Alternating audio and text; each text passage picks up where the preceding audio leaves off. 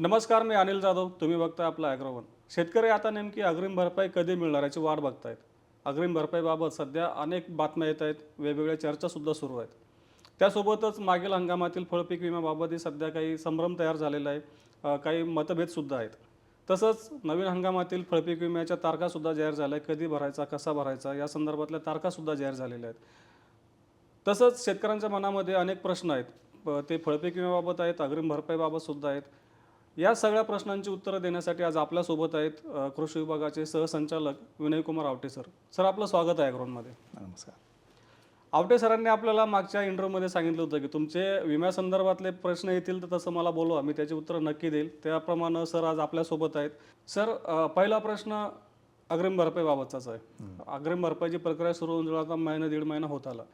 मधल्या काळामध्ये बऱ्याच बातम्या आल्या, अग्रिम भरपाईची प्रोसेस कुठंतरी अडकली आहे, राज्य शासनाने आपला हप्ताच दिला नाही किंवा शेतकऱ्यांच्या वाटाचे पैसेच दिले नाही, दिवाळीपूर्वी अग्रिम भरपाई मिळणार आहे, असे बरेचसे चर्चा आहेत. मतभेद सुद्धा काही प्रमाणात झाल्याचं एक वार्तांकन केलं जाते. तर नेमकं अग्रिम भरपाईचा तिढा काय आणि अग्रिम भरपाई खरंच शेतकऱ्यांना मिळणार आहे की यंदा टाळलं जाणार आहे? तुमचा प्रश्न योग्य आहे. शेतकऱ्याला तात्कालिक मदत व्हावी या हेतूतून ही मध्य हंगाम प्रतिकूल परिस्थिती हे ॲड ऑन कव्हर देण्यात आलं. याच्यामध्ये म्हणजे हे राज्याच्या याच्यावर आहे, केंद्र सरकारने ऑप्शनल ठेवलंय घ्यायचं की नाही घ्यायचं, पण आपल्या राज्याने ते स्वीकारलेलं आहे. आणि तशा परिस्थितीमध्ये आपल्याकडे असं घडलं की ऑगस्ट महिन्यामध्ये जिथं खंड पडला त्या ठिकाणी मध्य हंगाम प्रतिकूल पॉझिटिव्ह असा आहे की जे ड्राऊट मॅन्युअल आहे, दुष्काळ संहिता त्याला म्हटलं जातं, ती केंद्र सरकारची आहे, 2016ला त्यांनी प्रकाशित केलेली आहे. तर त्याच्याप्रमाणे किमान 3 ते 4 आठवड्याचा खंड पाहिजे. आता 3 आणि 4 ते आठवडे काय, तर 3 आठवडे म्हणजे जिथं जमीन हलकी जमीन आहे, जमिनीची जलधारण क्षमता कमी आहे, तर त्या ठिकाणी पीक लवकर सुकतं, त्याच्यामुळं त्या ठिकाणी लॉस होऊ शकतो. 3 आठवड्याचा खंड जरी पडला तरी. आणि 4 आठवड्याचा जिथं भारी जमिनी आहेत, काळ्या जमिनी आहेत, डीप सॉईल आहेत आणि आधी पाऊस पडलेला आहे जुलै महिन्यातला, तर त्यातलं पाणी जे आहे, खाली गेलेलं पाणी हे देखील कॅपिलरी मुवमेंटनी वरती येत असतं आणि पिकाला उपलब्ध होतो आणि तेवढा ताण पिकं सहन करू शकतात, म्हणून त्याला 4 आठवडे. पण अशा प्रकारचा हा जर पॉझिटिव्ह लागला तर मग त्या ठिकाणी जे आहे तर बातम्या येतात आपल्या माध्यमातून, कृषी विभागाचं सर्वेक्षण असतं, मग त्या ठिकाणी ही बाब जी आहे ते कलेक्टर महोदयांच्या निदर्शनास आणून दिली जाते आणि मग ते सर्वेक्षणाची ऑर्डर देतात की जाऊन बघा किती नुकसान झालेलं आहे. आणि मग विमा कंपनीचा प्रतिनिधी, आपल्या राज्यामध्ये 9 विमा कंपनी आहे, कृषी विभाग, शेतकरीचा प्रतिनिधी हे जाऊन बघतात की साधारणतः पिकाची परिस्थिती काय आहे. मग पिकाची परिस्थिती बघून ज्यावेळेस अंदाज येतो की साधारणतः ह्या एका एकरामध्ये जिथं आपल्याला 5 पोती सोयाबीन होणार होतं, आत्ताच पिकाची इतकी वाईट अवस्था आहे की तिथं 2 पोती किंवा 1 पोतं देखील कसं बसं निघेल, म्हणजे 50% पेक्षा जास्त नुकसान आहे, तर मग ते नोंदवतात. असं सर्वसाधारणपणे एका महसूल मंडळामध्ये रँडमली 10 ठिकाणचे प्लॉट निवडले जातात. त्या ठिकाणी याचं सर्वेक्षण केलं जातं. साधारणतः 8-1 दिवस हे सर्वेक्षण होतं. त्याच्यानंतर ते सर्वेक्षणाची आकडेवारी करून मग कलेक्टर महोदय पुन्हा मिटिंग घेतात आणि त्या सर्वेक्षणाची आकडेवारी तिथं मांडली जाते की ह्या महसूल मंडळामध्ये जिथं पॉझिटिव्ह लागला त्या ठिकाणी आम्ही बघितलं, उत्पादनामध्ये एवढी घट आहे, 50% पेक्षा जास्त आहे.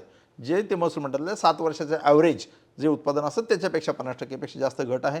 ते जर मान्य जर झालं विमा कंपनीला पण कृषी विभागाला पण, तर त्या ठिकाणी कलेक्टर महोदय अधिसूचना काढतात आणि ती अधिसूचना काढून झाल्यानंतर मग त्या महसूल मंडळमधल्या सगळ्या शेतकऱ्यांना ज्यांनी भाग घेतलाय त्या पिकाकरता, याच्यामध्ये म्हणजे सोयाबीन असेल सोयाबीन, तूर असेल तर तूर, मूग असेल तर मूग, भाग घेतलेल्या सगळ्या शेतकऱ्यांना जे आहे ती सम प्रमाणामध्ये जे काही ईड लॉस असेल त्या प्रमाणामध्ये एक मॅथमॅटिकल कॅल्क्युलेशन त्याच्याप्रमाणे अग्रिम जे काही नुकसान भरपाईची रक्कम होईल त्याच्या 25% ॲडव्हान्स रक्कम देण्याचं प्रावधान आहे. आता त्याच्यामध्ये दुसरी बाब अशी आहे की त्याच्यासाठी विमा योजना कधी कार्यान्वित होते, तर ज्यावेळेस तुम्ही विमा हप्ता जो आहे विमा कंपनीला दिल्यानंतर, तर त्याच्यात केंद्र सरकारच्या नियमावलीप्रमाणे राज्य सरकारचा विमा हप्ता जो होतो त्याचा पहिला हिस्सा देणं गरजेचं असतं, तर तो आपल्या राज्याने ऑलरेडीच दिलेला आहे. दुसरा, आपल्या राज्यामध्ये चालू वर्षी जो 1 रुपयात पीक विमा जर दिला तर त्याच्या अनुषंगाने शेतकऱ्यांनी जर दिला नसता 1 रुपयामध्ये, तर नॉर्मल जे काही 2%, 5% विमा हप्ता दर आहे, तर त्याप्रमाणे जवळपास 1550 कोटी रुपये शेतकऱ्याला भरावे लागले असते. पण राज्य शासनाने ज्या अर्थी 1 रुपया दिला त्या अर्थी 1,70,00,000 म्हणजे फक्त 1,70,00,000 शेतकऱ्यांनी भरले 1 रुपयाप्रमाणे, आणि उरलेले जवळपास 1550 कोटीच हे जे आहे राज्य शासनाने विमा कंपनीला जे देणं होतं ते आता मंजूर केलेले आहेत, ते विमा कंपनीला दिले जातील. आता हे दिल्यानंतर केंद्र शासनाचा जो पहिला हप्ता आहे तो देखील केंद्र सरकारने दिलेला आहे. त्याच्यामुळे याच्यातला जो काही फायनान्शियल कन्स्ट्रेंट होता, तिढा होता, तो सुटलेला आहे. त्याच्यामुळं हा जो मदतीचा मार्ग आहे तो या दृष्टिकोनातून तो मोकळा झालेला आहे. दुसरा भाग त्याच्यामध्ये असा आहे की ज्यावेळेस अधिसूचना काढल्या जातात हम्म, हम्म. तर त्यावेळेस प्रॉक्सी ट्रिगर झाल्यानंतर मग त्या ठिकाणी कधी बेबनाव होतो म्हणजे विमा कंपनीमध्ये. मग एखाद्या महसूल मंडळामध्ये काय होतं की 15 दिवस पाऊस पडतो, पाऊस खंड पडतो, त्याच्यानंतर एखाद दिवस पाऊस पडतो की जो 2.5 मिलीमीटरपेक्षा जास्त असेल. बरोबर. 2.5 मिलीमीटर हा कमी पाऊस असेल तो नॉन रेनी डे पकडला जातो, अच्छा. पण 2.5 मिलीमीटरपेक्षा जास्त तो रेनी डे पकडला जातो. हम्म. मग त्यामुळे एका दिवशी 7-8 मिलीमीटर पाऊस पडला आणि परत 9-10 दिवसाचा खंड पडला तर तो खंड ब्रेक होतो. त्याच्यामुळं त्या ठिकाणी जो ट्रिगर जो आहे तो लागू होत नाही, त्यामुळे तिथं संभ्रमावस्था निर्माण होते बरोबर. याच्यामध्ये. मग काही ठिकाणी काय होतं की तशा ठिकाणी देखील किंवा काही ठिकाणी 21 दिवसाचा खंड पडलाही नाहीये याच्यामध्ये, अशा महसूल मंडळामध्ये देखील सर्वेक्षण केलं जातं आणि त्या ठिकाणी ईड लॉस, आता ईड लॉस काढताना हा सगळा सब्जेक्टिव्ह असतो, म्हणजे नजर अंदाज असतो, त्याचे म्हणजे प्रत्यक्ष मोजमाप त्याचं नाही आहे. आणि त्याच्यामुळे मग त्या ठिकाणी बेबनाव होतो. विमा कंपनी म्हणते की नाही लॉस आहे पण ती 40% लॉस आहे, 50% तुम्ही म्हणता तेवढं नाहीये. शेतकरी म्हणतो की 60-70-100% लॉस आहे, कृषी विभाग म्हणतो की त्या ठिकाणी 70-75% लॉस आहे. असं त्यांच्यामध्ये मतभिन्नता ज्यावेळेस होते तर त्यावेळेस मग कलेक्टर निर्णय घेतात आणि त्यांच्या निर्णयाच्या अनुषंगाने ते विद्यापीठाच्या शास्त्रज्ञांना बोलवतात, त्यांचं ओपिनियन घेतात आणि त्याच्यानंतर अधिसूचना ते काढतात. बरं. अशा अधिसूचना निघाल्यानंतर तरी विमा कंपनीला मान्य नसेल तर मग ते विभागीय आयुक्तांकडे अपील करतात की आम्हाला हे मान्य नाहीये, इतका ईड लॉस नाही आहे. अच्छा. मग विभागीय आयुक्त सुनावणी घेऊन त्याप्रमाणे निर्णय घेतात, पुन्हा त्याचं जाचपणी होते. त्याच्यानंतर विभागीय आयुक्तांच्या निर्णयानं जर मान्य जर झाला नाही तर मग पुन्हा राज्य पातळीवर येतं, जे अपर मुख्य सचिवांच्या अध्यक्षतेखाली जे आहे तर ती कमिटी आहे ती सुनावणी घेते. ती आपल्या पद्धतीने मग त्यावेळी जे आहे तर कृषी विद्यापीठं, MRSAC सारखी संस्था, नॅशनल रिमोट सेन्सिंग सारखी संस्था यांचं टेक्निकल इनपुटही घेतलं जातं की बाबा नक्की परिस्थिती काय आहे आणि त्याच्या आधारित राज्य शासन निर्णय देतं, म्हणजे सचिवांची समिती. आणि त्याच्यावर कुणाचं समाधान नाही झालं तर ते केंद्र पातळीवरती जातं. मग केंद्र पातळीवर ज्यावेळेस जाईल तर त्यावेळेस MNCFC म्हणून केंद्र सरकारची संस्था आहे जी RSTच्या माध्यमातून म्हणजे रिमोट सेन्सिंग टेक्नॉलॉजीच्या माध्यमातून क्रॉप हेल्थच्या संदर्भामध्ये अभ्यास करत असते आणि त्याच्यावर आधारित किती साधारणतः उत्पन्न येईल याचे आराखडे त्यांनी लॉंग टर्म अभ्यासाच्या माध्यमातून ते मांडलेले आहेत. म्हणजे थोडक्यात शेतकऱ्यांच्या माहितीसाठी की आता शेतकऱ्यांना असं वाटतं की याला खूप वेळ लागेल, मग तर तोपर्यंत आमचं पीक निघून जाईल, पण त्यांच्याकडे जे आकडेवारी असते ती आपल्या मागच्या म्हणजे सप्टेंबर, ऑक्टोबर, ऑगस्ट पासूनची असते त्यांच्याकडे. त्यांचं मॉनिटरिंग डेली असतं तिथं. त्या ठिकाणी जे आहे क्रॉप प्रमोटर, मग त्याच्या संदर्भात NDVI इंडेक्स काय आहे, वेटनेस इंडेक्स काय आहे, मॉइश्चर ॲडेक्वसी इंडेक्स काय आहे, तर या सगळ्या बाबी ज्या आहेत माहिती आहेत आणि क्रॉपचे फोटोग्राफ्स वगैरे असतात याच्या माध्यमातून ते ॲनालिसिस करत असतात. डेली करतात. हां, शासनाची संस्था आहे ती. तर ती करते आणि मग ते सांगतात की हे महसूल मंडळ जे आहे त्या महसूल मंडळामध्ये समजा सोयाबीन पीक आहे तर याच्या साधारणपणे त्याचं 5 क्विंटल उत्पादन येणं अपेक्षित आहे. हे झालं टेक्नॉलॉजिकल यील्ड, त्याला टेक्नॉलॉजिकल यील्ड म्हणतात. आता मग त्या ठिकाणी निर्णय घेताना केंद्र सरकारची मार्गदर्शन असं म्हणते की हे जे काही तांत्रिक उत्पादन असेल तर त्याला 70% वेटेज, म्हणजे समजा आपण जर म्हटलं 1 क्विंटल येत आहे आणि केंद्र सरकारची ती संस्था जर म्हटली की याच्यात 5 क्विंटल येते तांत्रिक उत्पादन, ते 5 क्विंटलच्या 70% याच्यामध्ये, म्हणजे साधारणतः 5-15 जर गेले तर साधारणतः 3.5 क्विंटल त्याच्यातले आणि आपण 1 क्विंटल म्हटलंय तर आपल्या 1 क्विंटलमधले 30% म्हणजे 30 किलो आलं. 30 किलो म्हणजे 3.5 अधिक 30 किलो असं 3.80, म्हणजे जवळपास 3 क्विंटल आणि 80 किलो, म्हणजे जवळपास 4 क्विंटल उत्पादन आलं हे निर्धारित होतं. मग ते उत्पादन गृहीत धरून ते जर तुमच्या 50% पेक्षा जर कमी असेल 7 वर्षा सरासरीच्या, तर मग त्या प्रमाणात मदत कॅल्क्युलेट होऊन ती मदत दिली जाते आणि तो निर्णय हा अंतिम समजला जातो. अशी ही प्रक्रिया आहे. आता बऱ्याच ठिकाणी ज्या ठिकाणी प्रॉक्सी ट्रिगर म्हणजे 21 दिवसाचा खंड आहे त्या ठिकाणी आता आदरणीय कृषी मंत्री महोदयांनी याच्या संदर्भामध्ये मिटिंग घेतल्यामुळे शासन अत्यंत जागरूक आहे याच्यामध्ये. त्याच्याबरोबर माननीय मुख्यमंत्री महोदयांनी याच्या संदर्भात मिटिंग घेतल्या, सचिव महोदय, अपर मुख्य सचिव महोदय, आयुक्त महोदय देखील याच्यात प्रचंड लक्ष घालून आहेत आणि मॉनिटर सतत हे केलं जातं.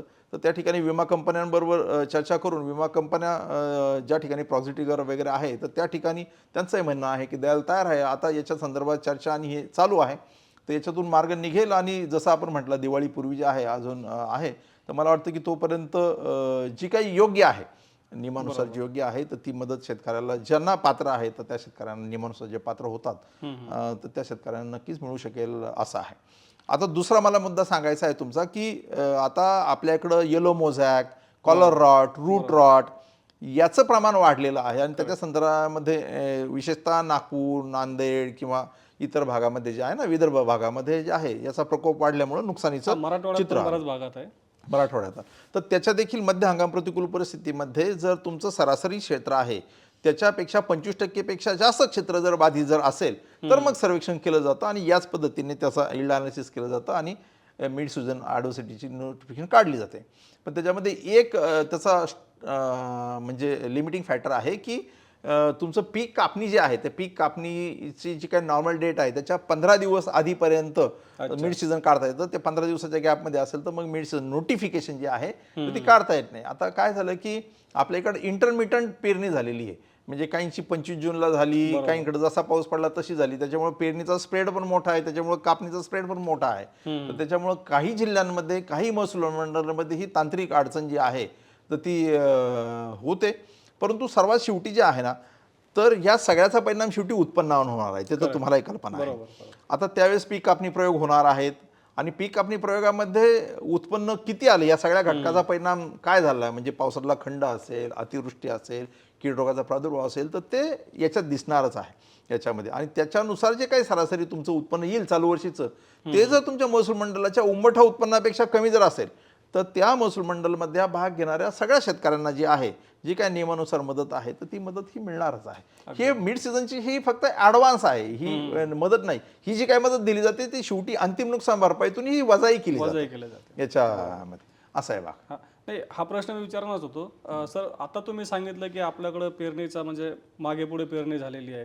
बरेच शेतकरी काय करतात की आता ते नुकसानीचे ह्या कीड रोगांमुळे जे नुकसान झालंय त्याच्या पूर्वसूचना द्यायला लागलेत. तर नेमकं ह्या पूर्वसूचना देणं गरजेचं आहे का? किंवा मग जसं तुम्ही सांगितलंच की नंतर भरपाई मिळणार आहे.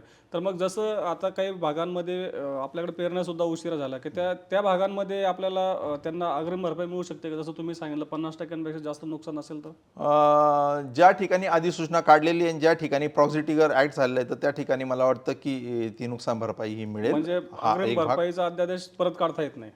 नाही, परत काढण्याची गरज नाही ना. जो आहे अध्यादेश जो काढलेला आहे हा त्यातले जे पात्र आहेत ज्या ठिकाणी विमा कंपनीचं काही दुमत नाही तर त्या ठिकाणी नुकसान भरपाई मिळायला काही अडचण नाही. हा पहिला भाग. बरोबर. दुसरा भाग तुम्ही सांगितलं की आता जे काही कीड रोग पडतायत लोक मग सूचना देत आहेत विमा कंपनीला की आमचं नुकसान झालं हे करा. तर कीड रोग ही नैसर्गिक आपत्ती नाही, ती मॅनेजरियल आपत्ती आहे. म्हणजे त्या ठिकाणी कीटकनाशकाचा वापर करून हे जे आहे तर अशी अकस्मात येत नाही. जसं ढगफुटी आता विमा योजनेमध्ये जसं मध्य हंगाम प्रतिकूल परिस्थिती हाय ट्रिगर आहे तसा आहे तुमचा लोकलाइज कॅलॅमिटी स्थानिक नैसर्गिक आपत्ती. त्याच्यामध्ये कोणकोणत्या बाबी येतात तर वीज कोसळणे. आपण बघतो वीज कोसळून काही वेळेस मनुष्यहानी होते, पिकांना त्या ठिकाणी आग लागू शकते. एकदम लोकलाइज असतं ते, स्थानिक असतं. त्याच्यानंतर ढगफुटी एकच तासाभरामध्ये जे आहे 50 मिलीमीटर 100 मिलीमीटर पाऊस पडून सगळं पाणी होऊन जातं. त्याच्यानंतर तिसरी गोष्ट आहे की खूप पाऊस पडतो त्याच्यामुळे पिकं गुडघ्या एवढं पाणी साठवून डुबतात याच्यामध्ये आणि त्याच्यामुळे मग त्याच्या पिकाचा नायनाश होतो. त्याला इनंडेशन शब्द आहे इंग्लिशमध्ये. याच्यामध्ये नुसतं अतिवृष्टीमुळे नाहीये तर इनंडेशन म्हणजे पीक जर बुडालं बुडून जर राहिलं आणि ते सडतं मग नंतर तर ह्या ज्या बाबी आहेत किंवा भूस्खलन म्हणजे लँडस्लाईड आपण बघतो की जीवितहानी देखील होते. डोंगरच्या डोंगर जे आहेत ते कोसळून येतात. मग ज्या घसरली तशी शेतं देखील दडपली जातात. तर त्याचा स्थानिक पंचनामा करून नुकसान भरण्याचं प्रावधान आहे ज्याला स्थानिक नैसर्गिक आपत्ती म्हणतात. त्याच्यामध्ये घटना घडल्यापासून 72 तासाच्या आत विमा कंपनीला सूचना देणं गरजेचं आहे. मात्र कीड आणि रोगाच्या परिस्थितीमध्ये विमा कंपनीला सूचना देण्याची गरज नाही. त्या ठिकाणी जे आहे मोठ्या प्रमाणात जर असेल तर जसं मध्य हंगाम प्रतिकूल परिस्थिती किंवा शासन जे आहे त्याचं सर्वेक्षण करून किंवा पीक कापणी प्रयोगामध्ये ते रिफ्लेक्ट होईल त्यानुसार ते नुकसान भरपाई त्यांना मिळेल. आता तुम्ही हे आपला मुद्दा सांगितला की पीक पूर्वसूचना देण्याची गरज नाही. पूर्वसूचनेवरून असं एक आपल्याला एक मुद्दा सध्या चर्चेत आहे. सप्टेंबरच्या शेवटी अनेक भागांमध्ये पाऊस झाला आणि काही पिकांचं नुकसान सुद्धा झालं पावसामुळे. शेतकऱ्यांनी पूर्वसूचना सुद्धा दिल्यात. आता पीक विमा कंपनीचे प्रतिनिधी गावात येत आहेत असं शेतकऱ्यांचं म्हणणं आहे आणि ते पैसे मागतात की आम्ही तुमचं नुकसान वाढवून देऊ, तुम्हाला जास्त नुकसान भरपाई मिळवून देऊ. आणि शेतकऱ्यांमध्ये संभ्रम आहे की नेमकं आपण यांना पैसे दिले तर आपल्याला नुकसान भरपाई जास्त मिळते. तर हा नेमका तिढा काय? खरंच असं होऊ शकतं? अनिलजी, प्रामाणिकपणे मी सांगतो की हे चुकीचं आहे. अशा पद्धतीने होत असेल तर योग्य त्याच्यातली बाब अशी आहे की ज्या ठिकाणी खूप पाऊस पडलेला आहे आणि पीक बुडालेलं आहे, मी शब्द वापरलेला आहे पीक बुडालेलं आहे, तर त्या ठिकाणी शेतकऱ्यांनी त्याचा फोटो काढायचा आपल्या पिकाचा आणि विमा कंपनीला हे द्यायचं. आता त्या ठिकाणी जे सर्वेक्षण केलं जातं ते विमा कंपनीचा प्रतिनिधी असतो, कृषी विभागाचा प्रतिनिधी असतो, शेतकरी असतो. बरोबर. तर त्या ठिकाणी तुम्ही जसं म्हणताय तशी लालूच जी आहे ती शेतकऱ्याला ती दाखवली जाते की त्यालाही वाटतं की माझं जास्त नुकसान दाखवलं तर मला जास्त पैसे मिळतील, पैसे मिळतील. आणि त्यासाठी अशा प्रकारे जर कोणती घटना जर घडत असेल हम्म, हम्म. तर ही चुकीची आहे. याच्या बाबतीमध्ये याच्यापूर्वी देखील आम्ही विमा कंपनीवर जे आहे बुलढाणा जिल्ह्यामध्ये रिलायन्स कंपनी विरुद्ध आम्ही FIR केलेली होती. अशा प्रकारची एक बाब आमच्या लक्षात आलेली होती. तर यावेळेस देखील पूर्णतः तयारी आहे. शेतकऱ्यांनी अशा प्रकारे कोणत्याही आमिषाला बळी पडू नये, मात्र तीही भूमिका घ्यावी की जे रास्त नुकसान झालेलं आहे ते रास्त पद्धतीने त्या ठिकाणी नोंदलं जाईल याच्यामध्ये. आणि अशा प्रकारे जर कुणी करत जर असेल तर त्याची तक्रार जी आहे स्थानिक कृषी विभागाकडे जे आहे तालुका कृषी अधिकारी कार्यालय किंवा आमच्या कार्यालयाकडे जर केली तर आम्ही जरूर त्याची दखल घेऊ आणि अशा प्रकारे घटना घडत असेल त्याला प्रतिबंध करू. अगदी बरोबर. हा, याच्या संदर्भात म्हणजे काही शेतकऱ्यांनी जे जागरूक आहेत त्यांनी असा अनुभव सांगितले की असे पैसे घेतात आणि असं दाखवतात की म्हणजे दाखवताना की तुमचं क्षेत्र जास्त दाखवलं की नुकसानाची टक्केवारी कमी दाखवतात किंवा मग टक्केवारी जास्त दाखवलं क्षेत्र जास्त कमी दाखवतात.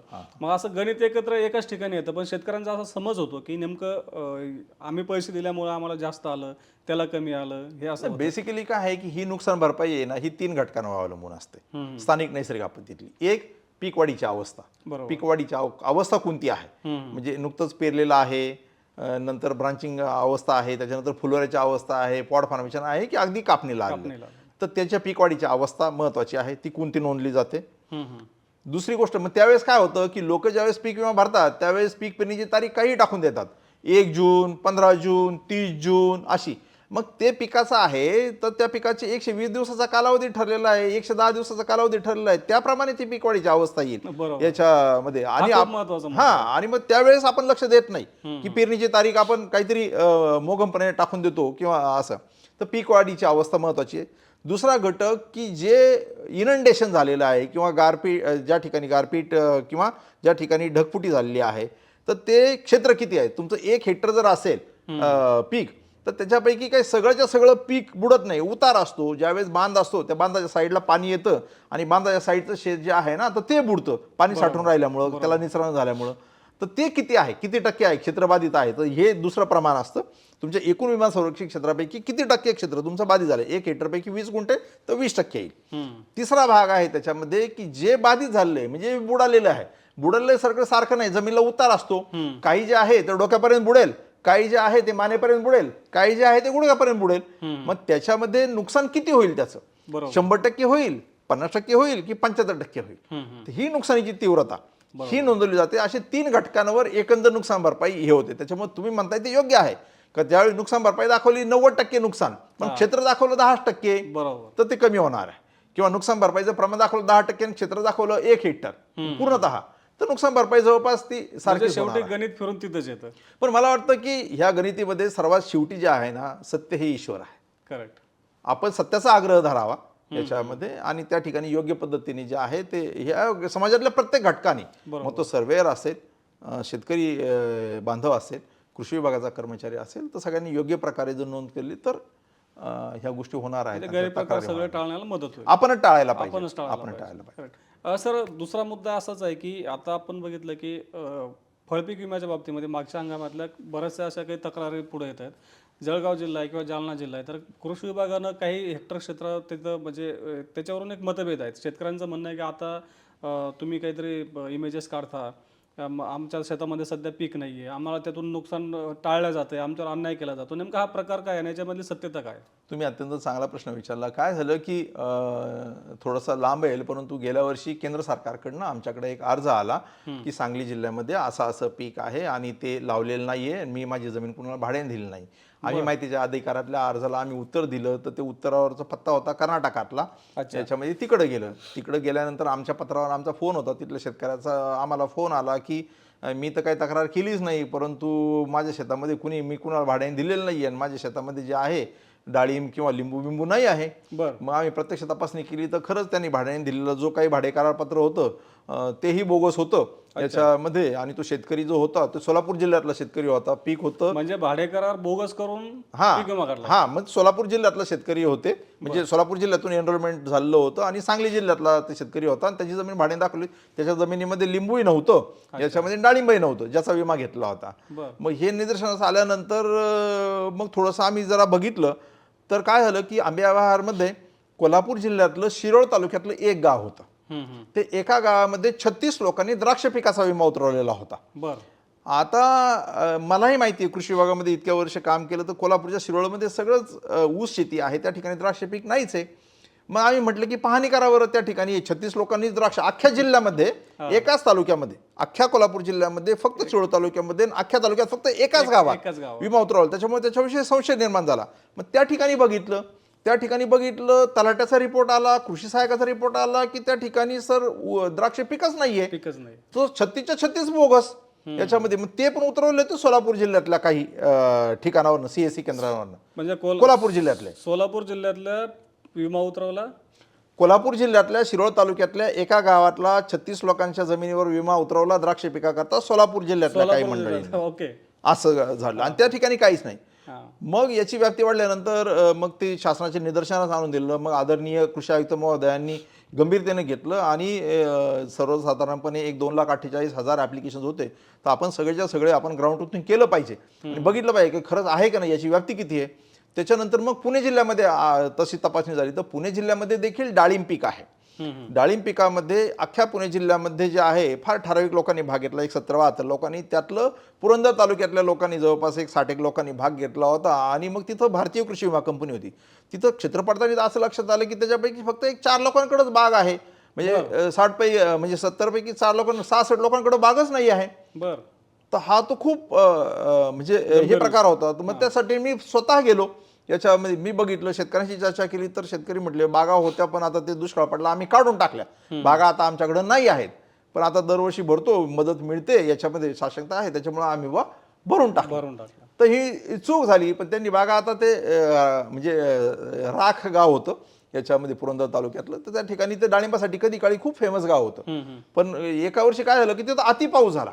2 वर्ष अति सतत पाऊस झाला, जास्त पाऊस डाळिंबाला चालत नाही, त्याच्यामुळे त्यांचं उत्पादन घटलं. त्याच्यामुळे शेतकऱ्यांनी त्या बागा काढून टाकल्या. पण विमा योजनेत मदत मिळते याच्यामध्ये त्याच्यामुळे जे आहे त्याने विमा उतरवला होता.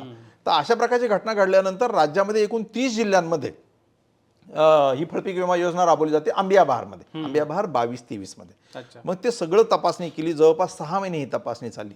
जानेवारीपासून तर हे ठिकाणी जे आहे विमा कंपनी, कृषी विभाग याच्या माध्यमातून मग असं निदर्शन आलं की जवळपास 2,48,000 पैकी 2,10,000 वगैरे अर्जांची तपासणी झाली. त्याच्यामध्ये जवळपास 14 अर्ज अनियमित आढळले. म्हणजे ज्या ठिकाणी बागच नसणे, याच्यामध्ये बाग नसणे हा सर्वात मोठा भाग असणार. फळपिकच त्या ठिकाणी नसणं.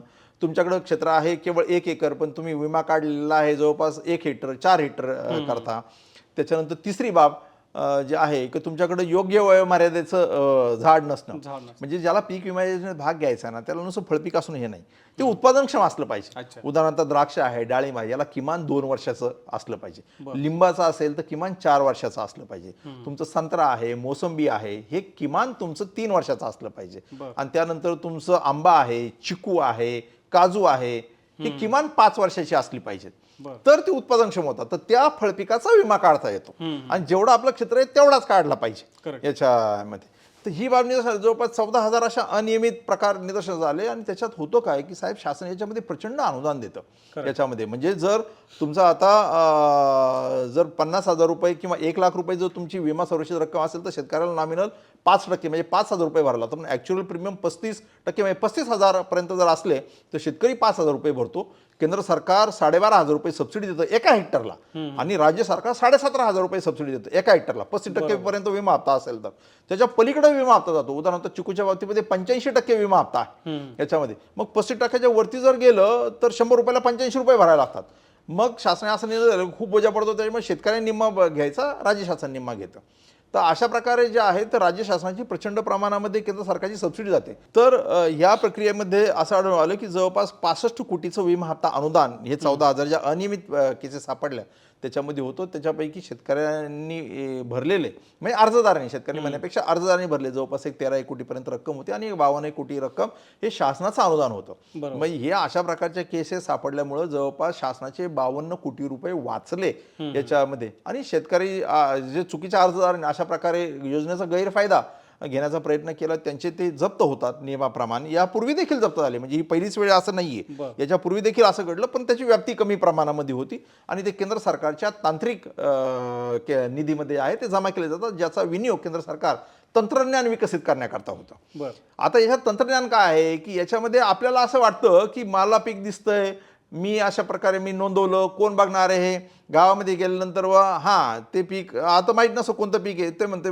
ते शेत आहे ते माझं आहे, याच्या ते प्रत्यक्ष शेत माझं आहे की कुणाचं आहे याचं काय माहीत नसतं. हे सगळं रान जे दिसतंय ते आपलंच शेत मोटरसायकलवरनं किंवा सांगतो, किंवा त्याची काही खातरजमा करण्याचं कोणतंही नसतं.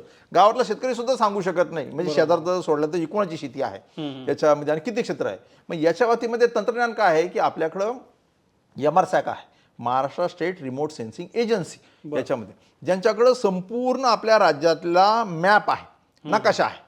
आता त्याचं रिझोल्युशन काय आहे की आता आपल्याकडे जो उपलब्ध नकाशा आहे तो 1 फूट बाय 1 फूट म्हणजे 30 सेंटीमीटर बाय 30 सेंटीमीटर 1 पिक्सेलचा फोटो आपल्या जमिनीचे जे आहे ते सॅटेलाइटच्या माध्यमातून घेतलेलं MRSAC कडे आहे याच्यामध्ये. आता तो फोटो काय आज नाही, आज आपण म्हणतोय की आमची टाइम निघून गेला आणि आता नाही केळी बाकी पीक असेल का ते होतं, आता नाहीये. परंतु ते नाहीये, आता तुमच्याकडे जे आहे तर तुम्ही पाठीमागं गेल्या वर्षी काय होतं त्या शेतामध्ये ह्या डेटला, त्याच्यानंतर काय होतं, तर हे तंत्रज्ञान आता अवेलेबल झालेलं आहे. जसं की तुम्हाला माहिती आहे की आता तुम्ही पुण्यामध्ये राहता, तर या ठिकाणी तुमचं एखाद्या वेळेस सिग्नल बंद केला की पोलीस तुम्हाला ट्रॅफिकची बाजूला गाडी घ्यायला लावतो आणि त्याच्यानंतर मग तुमचा गाडी नंबर टाकतो आणि मग तुम्हाला माहिती आहे की ट्रॅफिकचा सिग्नल जर जम्प केला तर समजा 1000 रुपये फाईन आहे किंवा 500 रुपये फाईन आहे, तर तो म्हणतो साहेब 4000 रुपये भरा. तर तुम्हाला वाटतं 4 रुपये कसले, मी तर आता फाईन केलं 500 रुपये मी भरतोय. तर तुम्हाला दाखवतो सगळं हिस्ट्री, साहेब तुम्ही जानेवारी महिन्यामध्ये इथं म्हणजे मगरपट्ट्यात सिग्नल ब्रेक केला, साहेब तुम्ही मार्च महिन्यामध्ये जे आहे ना वडगाव शेरीमध्ये सिग्नल ब्रेक केला, साहेब तुम्ही नो पार्किंगमध्ये इथं गाडी लावलेली होती ह्या डेटला, तुम्ही म्हणता मग नाही लावलेली, याच्यामध्ये मी नव्हतोच तिथं, तर मग ते तुम्हाला फोटो दाखवतात, हे बघा हा सिग्नल, हे तसं तुमची गाडी झेब्रा क्रॉसिंगच्या पुढे उभी आहे, म्हणजे तुम्हाला फुल प्रूफ दिलं जातं आणि मग तुम्ही ते 4000 रुपये भरता याच्यामध्ये, नाही तर तुमच्यावर केस होते याच्यामध्ये. आता हे तंत्रज्ञान आहे ना याच्यामध्ये, तर ह्युमन एरर नाही आहे, त्या ठिकाणी तुम्हाला युक्तिवाद नाही आहे. तर या ठिकाणी देखील आता तंत्रज्ञान आहे की त्या ठिकाणी तुमचं जे शेत आहे सर्वे नंबर बाउंड्री निहाय त्या सर्वे नंबरमध्ये जानेवारी महिन्यामध्ये काय होतं याची माहिती तंत्रज्ञानाकडे उपलब्ध आहे. त्याचं तांत्रिक विश्लेषणाच्या माध्यमातून ज्या ठिकाणी अशी समस्या आली, काय होतं की जे कधी चेकिंग करायला लोक जातात, पण शेतकरी पण कधी काही बाहेर गावी जातो, इकडे तिकडे कामाला जातो, त्यांची संपर्क होत नाही, त्याच्यामुळे ते होऊ शकत नाही फिजिकली, आणि गेला तरी मग ते शेत असतात 12 किलोमीटर ह्या बाजूला, दुसऱ्या असं 12 किलोमीटर त्या बाजूला, त्याला मर्यादा आहेत याच्यामध्ये. आणि पुन्हा त्याच्यात ह्युमन एरर आहे, तसं तुम्ही म्हणतात तसं की मी दाखवलं कंटाळा आहे शेती दाखवली याच्यामध्ये, तर त्याच्यापेक्षा तंत्रज्ञान मध्ये मिस्टेक होत नाही याच्यामध्ये. तंत्रज्ञान दाखवतं की ही तुमची शेतीची बाउंड्री, याच्यामध्ये केळी आहे, याच्यात डाळिंब आहे, याच्यात संत्रा आहे, याच्यात सोयाबीन आहे, याच्यात कापूस आहे, काय आहे ह्या डेटला काय होतं. तर आता जे आहे ती प्रक्रिया ज्या ठिकाणी होऊ शकलं नाही काही तपासणी काही कारणास्तव, तर त्या ठिकाणी शासनाच्याच मार्गदर्शनाखाली जे आहे तंत्रज्ञानाची मदत घेण्यात येईल आता, आणि तंत्रज्ञानाच्या माध्यमातून ते निश्चित करण्यात येईल. आणि त्या ठिकाणी व नाही आहे फळपीक या ठिकाणी, तर त्याच्यामुळं असा कोणताही याच्यातून कोणताही जो योग्य शेतकरी आहे याच्यामध्ये तो वंचित राहणार नाहीये याच्यामध्ये, शासनाचं म्हणजे तो कदापि वंचित राहणार नाहीये. त्याला जो मोबदला जे आहे तर त्याला तो मिळणारच आहे. आणि आता जे काही शासनाचं अनुदान होतं ते उपलब्ध झालंय, त्याच्यामुळे मला वाटतं की ते देखील दिवाळीपूर्वी जे आहे ती फळपीक विमा योजनेतली ज्यांची ट्रिगर लागू झालेले आहेत तर त्या संदर्भामध्ये ती मदत जी आहे तर ती मिळेल. म्हणजे थोडक्यात आता आपल्या जळगाव जिल्ह्यातला केळीचा एक मुद्दा उपस्थित झाला होता, त्याच्या बातम्या पण बऱ्याच प्रमाणात माध्यमांमध्ये आल्या, आणि शेतकऱ्यांनी असा दावा केला की आता केळीचं आमचं ते होऊन गेलं, आम्ही ते केळी काढून टाकली, हे केलं. म्हणजे तसं त्याच्या ह्या गोष्टींमध्ये तसं काही आता तथ्य नाही, कारण आपण मागच्या नोव्हेंबर डिसेंबरच्या ज्या काही नोंदी आहेत त्यानुसार आपण ते काम करणार आहोत. नाही, तुम्ही म्हटलं काय झालं की आपण 29 जिल्ह्यामध्ये 100% पाहणी पूर्ण झालेली आहे म्हणजे, आणि जळगाव एक जिल्ह्यामध्ये काही कारणास्तव राहिले, कारण क्षेत्रही खूप मोठ्या प्रमाणात होतं, म्हणजे असं नाही त्या ठिकाणी काही शेतकऱ्यांनी हे केलं. आणि मी म्हटल्याप्रमाणे बाबा काही शेतकरी काही कामानिमित्त बाहेर गावी गेले, इकडे गेले, किंवा ज्यावेळी तपासणी गेले त्यावेळेस ते गावात नव्हते, त्यांना ते कळालं नाही, अशा काही बाबींमुळे जे आहे ते तपासणी त्या ठिकाणी काही प्रलंबित स्वरूपामध्ये राहिली, याच्यामध्ये होऊ शकली नाही कन्फर्मेशन. तर त्या ठिकाणी आता हे होईल या माध्यमातून मला वाटतं, आणि शेतकऱ्यांनी देखील मार्फतच ते आता पाणी होणार आहे. आणि त्याच्यात म्हणजे ह्युमन एरर काय नाही की म्हणजे असं कोणाचा असं हेतुपुरस्पर काही होणार नाही की म्हणजे कमी याला डावलं त्याला डावलं असं जे असेल ते सॅटेलाइट इमेजद्वारे फुटांफुटाची माहिती तिथं झालं नाही असं नाही ना. जळगावमध्ये पण जवळपास काहीतरी एक 80-1,000 मला वाटतं हेक्टर आहे, त्याच्यापैकी 40-41,000 हेक्टरचं पडताळणी झालेली आहे. काही शेतकऱ्यांचा हा मुद्दा आहे त्याच्यामध्ये. पण त्याच्यामध्ये असं काही तथ्य नाही किंवा जो काही दावा केला जातो की हे हेतुपुरस्पर आमच्या शेतात पीक नाही किंवा आम्ही काढून टाकलं त्यामुळे कोणावर अन्याय होणार नाही किंवा ते वंचित राहणार नाही नाही नाही तसं होण्याची अजिबात शक्यता नाही आहे याच्यामध्ये. असं मला वाटतं की तंत्रज्ञान आता तितकं विकसित झालेलं आहे आणि या भविष्यात पुढे जाऊन जे आहे तंत्रज्ञानाचा आपण घेतला पाहिजे, योग्य पद्धतीने हे सगळं चाललं पाहिजे त्याच्याकरता आहे. आणि तसं जर विचार जर केला तर आता हे आंबिया बहार आहे ना, आंबिया बहारमध्ये आतापर्यंत जवळपास 4,400 कोटी रुपयाचा विमा आता विमा कंपन्यांनी केलेला आहे आणि जवळपास 3,900 कोटी रुपयाची मदत देखील शेतकऱ्याला मिळालेली आहे. मग शेतकऱ्यांनी भरलेली आहे त्याच्यामध्ये 5% प्रमाणे किंवा काही जास्त एक 700-750 कोटी भरलेले आहेत.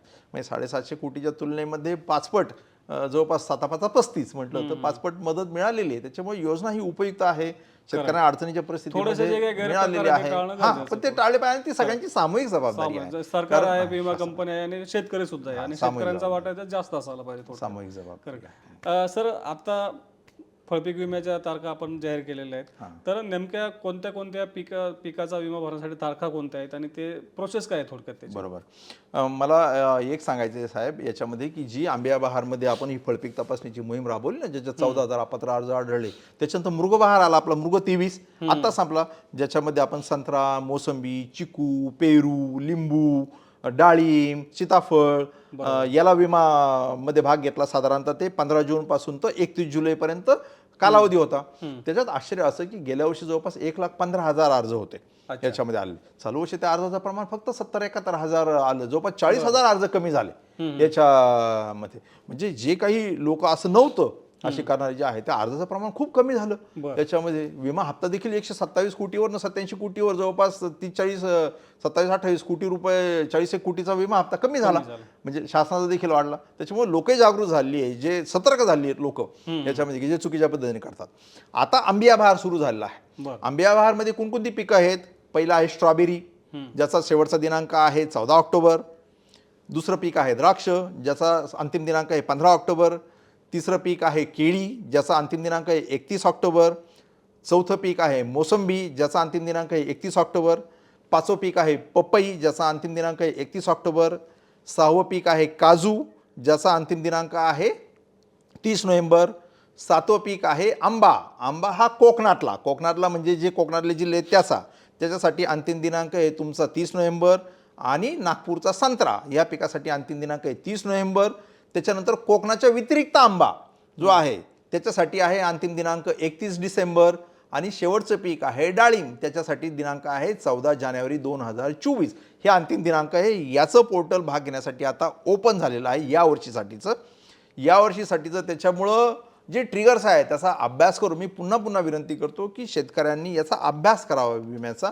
त्यातले ट्रिगर्स आहे म्हणजे हवामान धोके काय आहे तर उष्णतेच्या दृष्टीने आता थंडीचे दिवस आहे त्याच्यामुळं अत्यंत जास्त थंडी पडली, 8 डिग्रीपेक्षा कमी तापमान झालं, जास्त तापमान 37 डिग्री, 40 डिग्री, 42 डिग्री, 45 डिग्रीपेक्षा जास्त तापमान जर गेलं तर पिकाचं नुकसान होतं. अवेळी पाऊस नको आहे पण पाऊस पडला तर नुकसान होतं, त्याच्यासाठी काही नुकसान भरपाईचं प्रावधान आहे. वेगाचे वारे याच्यामुळं जर नुकसान झालं तर काही आंबा आणि केळी पिकाच्या बाबतीमध्ये त्याचं नुकसान होऊ शकतं, तर तो ट्रिगर आहे. पाचवा घटक जो आहे तो गारपीट. याच्यामध्ये की गारपीट ह्या दिवसामध्ये होते, जानेवारीपासून तर अगदी मे महिन्यापर्यंत कधी गारपीट होते, लोकलाइज असते त्याच्यामुळे नुकसान होतं, तर त्याच्यापासून नुकसान होतं. तर याच्यासाठी जे आहे तर आपल्याला संरक्षण देय आहे ते आपण घेऊ शकता. याच्यामध्ये मात्र जे नियमित धोके आहेत तर त्याच्याकरता नियमित पीक विमा हप्ता तुम्ही पोर्टलवर किंवा CSC केंद्रात भरू शकता. आणि जो गारपिटी आहे ते गारपिटी केंद्र सरकारने दिलं नाही तर ते राज्य शासनाने ते ॲड ऑन कवर दिले. तर गारपिटीचा वेगळ्यानं विमा जो हप्ता जो आहे तो बँकेच्या माध्यमातून आपल्याला संदर्भित विमा कंपनीकडे भरून गारपिटीचं संरक्षण घ्यावं लागतं. आणि ह्या अंतिम दिनांकाच्या आत त्या पिकाचं उदाहरणार्थ डाळिंबाचं घ्यायचं आहे तर 14 जानेवारी पण तो आजही अर्ज भरू शकतो. 3 गोष्टी याच्यात महत्त्वाचं आहे मित्र हो. ज्याच्याकडं योग्य वयाचं पीक आहे म्हणजे डाळिंब द्राक्ष 2 वर्ष, आंबा काजू किमान 5 वर्ष, संत्रा मोसंबी किमान 3 वर्ष याच्या वयाची जे आहेत. आणि तुमचं केळी तर वार्षिक पीक आहे, पपई करता असं नाही, स्ट्रॉबेरी करता असं नाही आहे. तर ही जी वयमर्यादा आहे ते उत्पादनक्षम जेवढं आपल्याकडं फळबाग आहे तेवढंच घ्या. दुसरा भाग की जेवढी फळबाग आहे तेवढ्या क्षेत्र विमा संरक्षित करा. आणि तिसरी गोष्ट की एखाद्या तुम्ही भाड्याने करत असाल कुणाची शेती तर तो भाडे करार आता रजिस्टर्ड करा, नोंदणीकृत करा. काही भाडे करार आम्हाला अशा आढळले की ते शेतकऱ्यालाही नाही, त्याच्या चुकीच्या सह्या पद्धतीने केलेले आहे, काही लहान मुलांच्या नावावर ते करार केलेले आहेत. तर हे चुकीचं आहे, हे गैरप्रकार आहेत. अशा प्रकारे होऊ नये यासाठी जसं आपण घर एखादं भाड्याने घेतो तर त्यावेळेस आपण भाडे करार जसा नोंदणीकृत करतो तर तशा पद्धतीने आपला शेतीचा देखील करार जो आहे तो नोंदणीकृत असावा आणि तो आपण अपलोड करणं आणि आपला जिओ टॅग फोटो याच्यामध्ये की ज्याच्यावर तुमचा दिनांक असेल, ज्याच्यावर तुमचं अक्षांश असेल, रेखांश असेल, टाईम असेल, कोणत्या वेळेला फोटो घेतला आहे तुमच्या याचा, तर तो फोटो जो आहे तर तो तुम्ही अपलोड करणं गरजेचं आहे. पीक विमा योजनेमध्ये भाग घेण्याकरता मित्र आपल्याला लागेल आधार कार्ड, बँकेच्या तपशिलासाठी बँकेचा चेक किंवा बँकेचं पहिलं पासबुक, त्याच्यानंतर 7/12/8चा उतारा तुमच्याकडे क्षेत्र आहे याच्यासाठी हे असणं गरजेचं आहे. तुमचं जिओ टॅगचा हा फोटो हा असणं जे आहे हे बंधनकारक आहे आणि याच्या माध्यमातून तुम्ही थेट जे पोर्टल आहे www.pmfby.gov.in या संकेतस्थळावर जर तुम्ही संगणक साक्षर असाल तर तुम्ही थेट भरू शकता किंवा तुम्ही CSC चालकाची मदत घेऊ शकता किंवा तुम्ही बँकेची मदत घेऊ शकता किंवा विमा कंपनीच्या प्रतिनिधीची मदत घेऊ शकता आणि त्या माध्यमातून तुम्ही विमा योजनेमध्ये संरक्षण जे आहे योग्य ते अभ्यासपूर्वक हे करून आपण ते मिळवू शकता असं मी सांगतो. सरांनी आता आपल्याला आवाहन केलं की फळपीक विमा भरताना डॉक्युमेंट्स कोणते असावे. सगळ्यात महत्त्वाचं म्हणजे आपलं जेवढं क्षेत्र आहे तेवढ्या क्षेत्राचा आपण फळपीक विमा भरावा. तसंच अग्रिम भरपाई असेल किंवा इतर काही भरपाईबाबतमध्ये ज्या काही सध्या संभ्रम तयार केले जाते त्याचं छान आपल्याला माहिती सरांनी दिली, विश्लेषण सरांनी केलं. सरांनी आपल्याला त्यांच्या घाईगडबडीतून वेळ दिला आणि आपल्या सगळ्या प्रश्नांची उत्तरं दिली त्याबद्दल मी सरांचे आभार व्यक्त करतो. धन्यवाद सर. धन्यवाद.